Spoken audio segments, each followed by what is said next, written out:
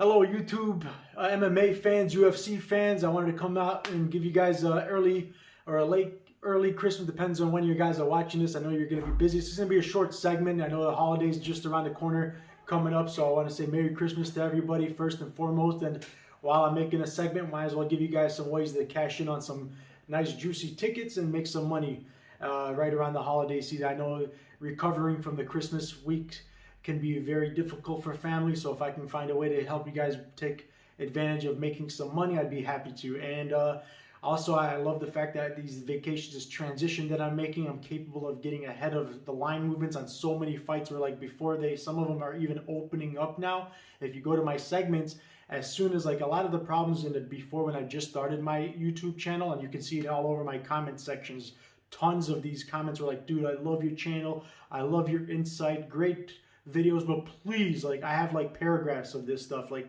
thousands of pages of people just saying, please get your content out sooner. I'm waiting on the line movement, this, and then I understand, man.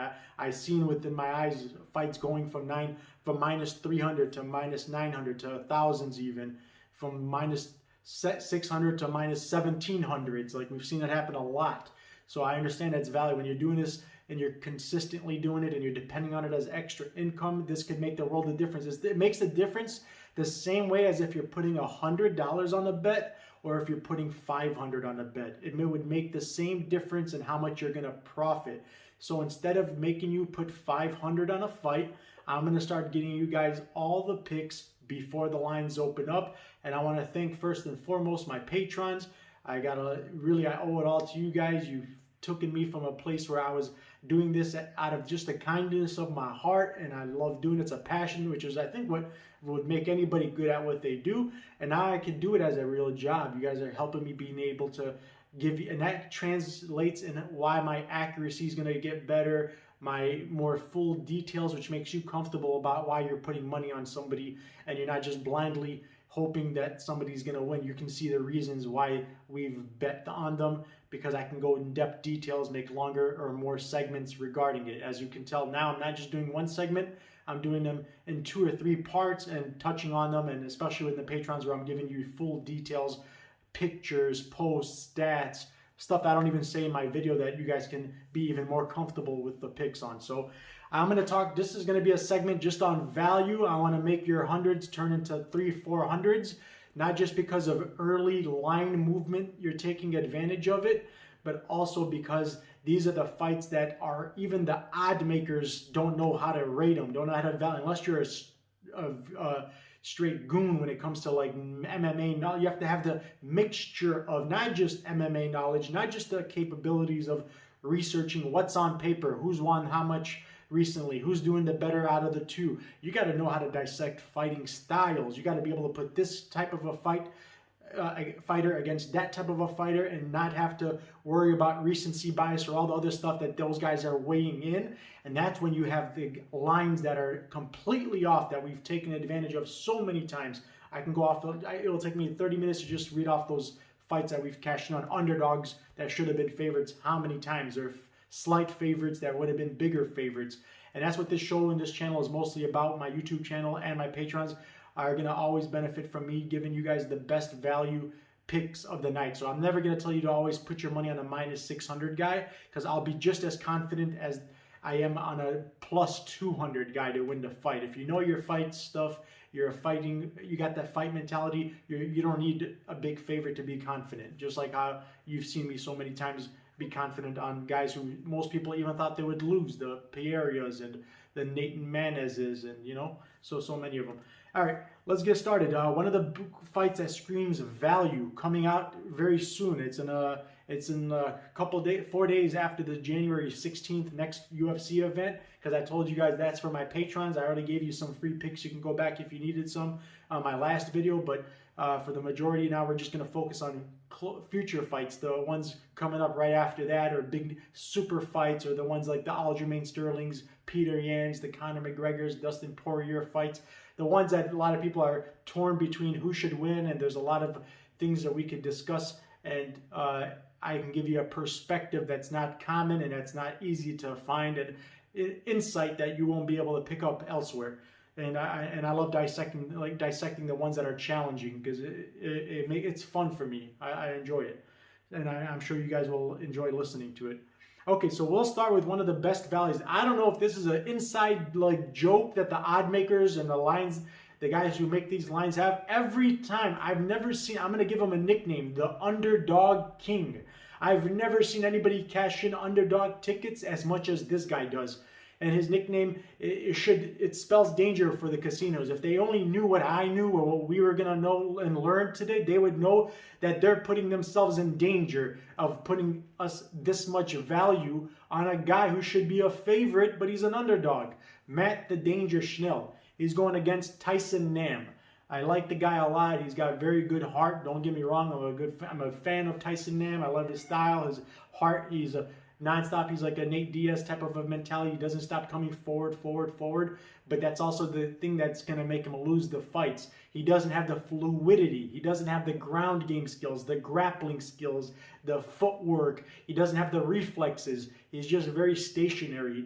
He's not the best defensively, but he does put a lot of output. He does have power behind. He's kind of big for the size of the weight class. He usually fights, and so for those reasons, I see why he's gotten the finish in not the last victory, the fight before that, he got a 30-second knockout, first round KO. So he does have those potentials, and the good thing is we made adjustments just in time for perfect fights like this to make sure that no matter who wins this fight, we profit. So the prop bet for inside the distance, we may have to take a little shot at it and sprinkle some money on the plus side for that prop, but for the majority of our money that we're going to count on is a guy who's the underdog, has great value here. So no matter what happens, that's how we're going to make good profits. What we're going to bank on is the guy who's got the more fluid footwork, who's got the better reflexes, who's got the capabilities of mixing it up between. Basically, watch the Kattar France. You've seen how Kattar France was able to beat Tyson Nam, but add some better wrestling, add some better footwork, add some better. He's not going to get taken. He's not going to be taking as much damage. And if this guy's submission game is some of the most underrated. This guy's got submissions over Louis Smolka. He was a champion, and he had a gold. He was wearing the belt for what was his other organization? I think it was shoot. Yeah, I have it somewhere now. He was a champion at what was he a champion at? Legacy organization. He was a champion at his older organization. He defended. He's shown some impressive ground skills. He doesn't use it a lot, you believe it. And the only fight that he lost, he's coming off of, he didn't get a chance to use it. He got caught. And here's the difference. And here's what I want you guys to know. What I've discovered.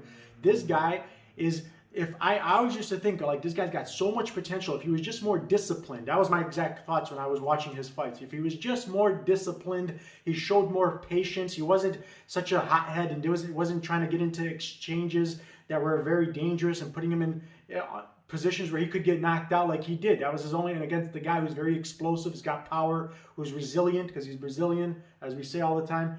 But if you take that part out of his game, and let me tell you why I don't expect him to have those flaws coming into this fight. He's been very selective about who he wants to fight. UFC wanted to match him up with the Undertaker, they call him. Dvorak, I forgot his first name. What was his name? Hold on. Shoot. He's the Czech Republican guy. He's got David Dvorak. He's on like a 14-fight win streak. Finished all 14 by finishes. So he selected not to choose to. They wanted to give him that opponent first, right? This guy, mind you, he's just had a new baby, the brand new baby daughter. She's a newborn. That's the only reason. So if you're worried about inactivity because of injuries no, this guy's going to be the most motivated. And the same reasons why because the guy, he's on the plus foot, but he wasn't in the UFC. He's a new prospect. So the experience level, Matt Schnell might have even opened up as a slight favorite or just a slight. He's always an underdog, so he probably would have still been an underdog. But it's not. I don't think he was passing up on the fight because he was scared of losing. It was more so because he's motivated. The same reasons why he won't be putting himself in dangerous and bad IQ. He won't be showing bad IQ and putting himself in dangerous positions that he's way better than. He doesn't need to do that. He's usually going to be the more skilled, more fluid, more well-rounded fighter. And against a guy like Tyson Nam especially, he should be a way bigger favorite. There's a huge mismatch in the movement, the ability to give without being hit, to give shots without taking shots, just all around, just a way different level fighter. And they don't give him enough credit. It's a card I told you guys in the first video I made. It screams of value. They're doing another card similar to that because they're back to back. There's 3 cards all in Fight Island's theme is underrated and just screaming value. They're having a card on the 16th, the 20th, and the 23rd. So in 1 week, you're getting like 3 fights back to back within the same week. So we're gonna make up for it. It's a good time to take notes and get your picks ready. So as soon as the lines open up, and if you're on FanDuel and some other places, they're already opened, you can take advantage before these guys are going to turn into favorites. I mark like the Rachmanovs against Cowboy Oliveira. We got him at plus money. Tai Tuivasa, we got him at plus money. These are the opportunities you got to take advantage of. Leron Murphy, the last time I got him was I think on the same card as Jiri. Jiri and Leron Murphy on the same night, I got them at plus money. They both pulled big upsets. They had no business being underdogs. Jiri Prochazkovic, the last time I bet on him, he was a big plus money, and he got a finish against a very, very reputable, very formidable opponent. So, you know, this card screams that type of value and that type of stuff. It's like every fight it has either a little bit, a favorite that should have been a little bit of a bigger favorite or a lot of... now, here's another example. Andre Muniz. Would you believe me if I told you this guy fought against Fabinski, okay? The Fabinski is a better version of, in my opinion, of it. He's a more like dog version. Andrew Sanchez was just more motivated, more like a type of a chain wrestler who's just like better IQ. He would be a Fabinski. Fabinski opened up as a huge favorite against Andre Muniz, and I knew it was going to be an early because it was the perfect. Like, this is what I mean about dissecting fights.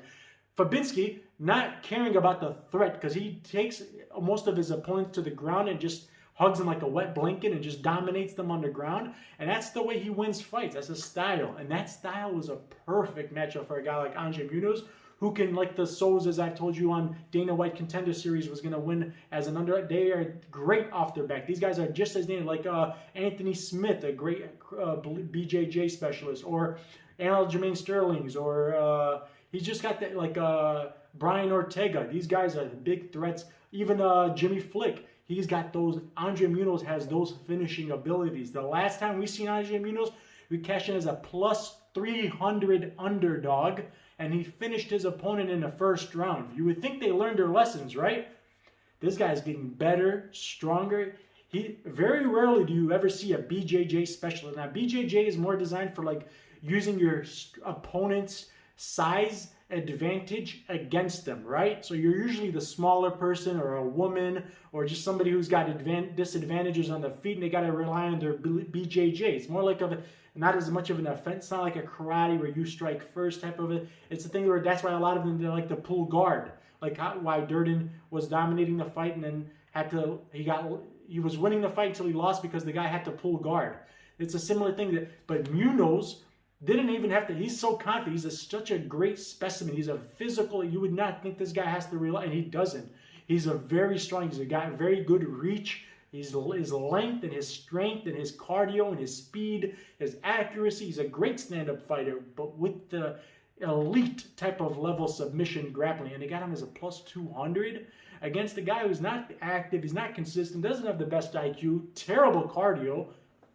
I don't see why he's even the underdog, to be quite frank. So we're going to dissect these fights a lot more further. Again, this is just a bonus. I wanted you guys to feel good about the holidays. Going into the holidays, we got a lot of opportunities to make a lot of money, make back some of that money that you invested in Christmas presents. Feel good about it. Enjoy your holidays. Let me see if I can give you some other confident picks. We'll dissect them more, and feel free to hit the Patreon. It's very small fee, and we can get you all the picks. So you get the whole card. You can go and skim through which ones you like the most, which one you're feeling the better about. I'll give you all the important details, statistics, and you guys can make your own decisions that way when you feel. But I also give my own personal bet slips, so you can benefit from that as well.